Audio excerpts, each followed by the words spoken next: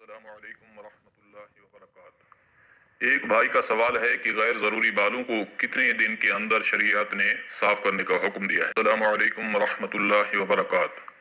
ایک بھائی کا سوال ہے کہ غیر ضروری بالوں کو کتنے دن کے اندر شریعت نے صاف کرنے کا حکم دیا ہے، اور دوسری بات یہ ہے کہ زیر ناف کون سے بال ہیں جن کو صاف کرنا شریعت نے ضروری کہا ہے۔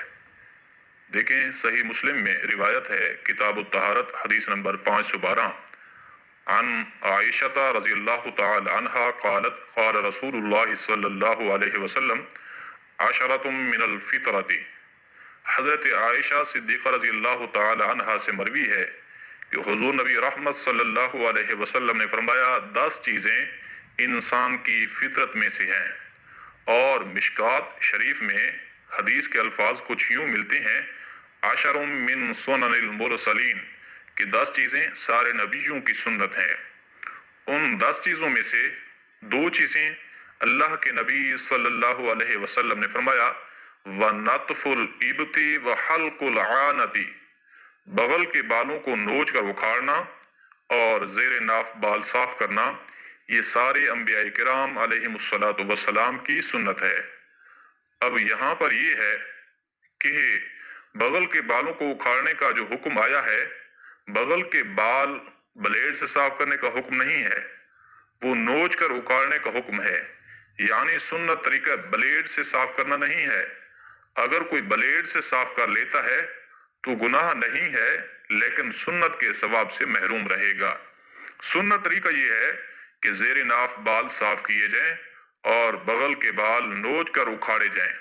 اگر کوئی کریم وغیرہ یوز کرتا ہے تو اس میں بھی کوئی حرج یا گناہ نہیں ہے، لیکن افضل یہی ہے کہ زیر ناف بال کسی دھات، بلیٹ یا استرے وغیرہ سے صاف کیے جائیں۔ آپ یہ سمجھیں کہ ان بالوں کی صفائی کا شریعت نے کتنے دن کا حکم دیا ہے، یعنی شریعت نے کتنے دنوں کے اندر اندر ان کی صفائی کرنے کا کہا ہے۔ آپ کریم صلی اللہ علیہ وسلم کی عادت مبارکہ ہر جمعہ کی تھی۔ مستحب یہ ہے کہ آدمی ہر جمعہ کو صفائی کر لے، ناخن کاٹے، مونچھیں ٹھیک کرے، پورے بدن کی زینت کا لحاظ رکھے۔ ہر جمعہ کو اگر کر لیں تو ثواب بھی ملے گا اور صفائی بھی ہو جائے گی۔ اگر ایسا نہیں کر سکتے تو ایک جمعہ چھوڑ کر دوسرے جمعہ کو صفائی کر لیا کریں۔ بہتر تو یہ ہے کہ ہر جمعہ کو بال وغیرہ صاف کر دیے جائیں۔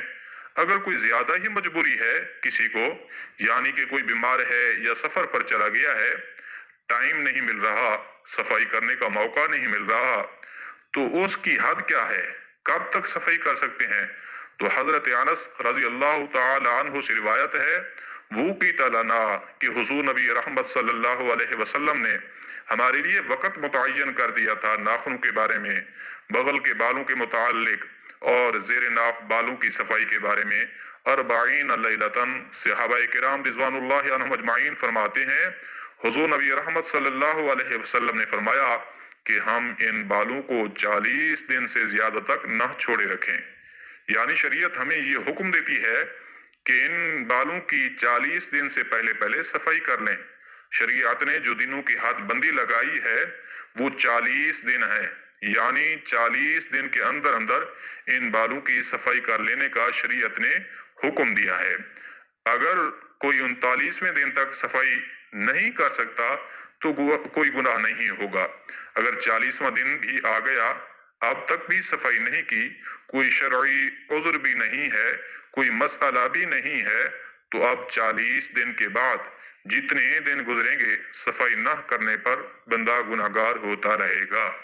آپ دیکھیں کتنا بڑا حکم ہے، مگر کئی لوگ اس بات سے انجان ہیں، تو ان بھائیوں تک ہم نے اس پیغام کو پہنچانا ہے کہ وہ 40 دن کے اندر اندر صفائی کر لیں، وگرنہ گناہگار ہوتے رہیں گے۔ یہ تو تھی وقت کی حد بندی کہ کتنے دن کے اندر اندر شریعت نے ان کی صفائی کرنے کا حکم دے رکھا ہے۔ اب دوسری بات کہ زیر ناف بال کتنے کاٹے جائیں۔ شریعت نے زیر ناف کتنی حد تک بالوں کی صفائی کا حکم دیا ہے؟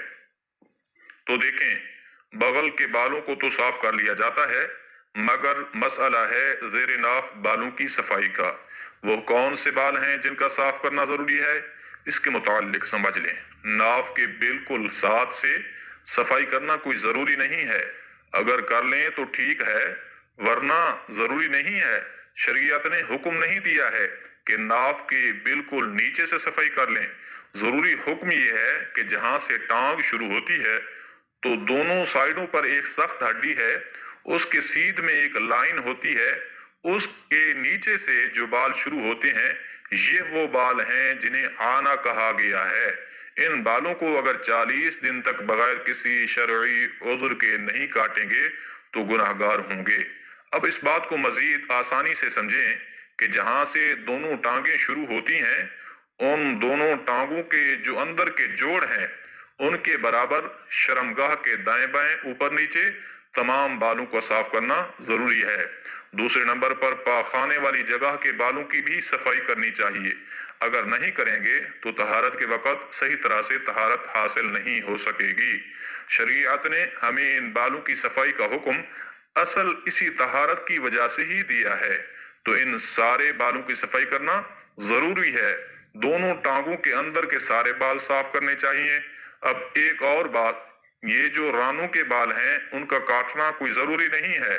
ہاں اگر کوئی کاٹ لیتا ہے تو اس سے منع بھی نہیں ہے، کوئی گناہ نہیں ہے، کوئی حرج بھی نہیں ہے، لیکن ان کو کاٹنے کا کوئی حکم بھی نہیں ہے۔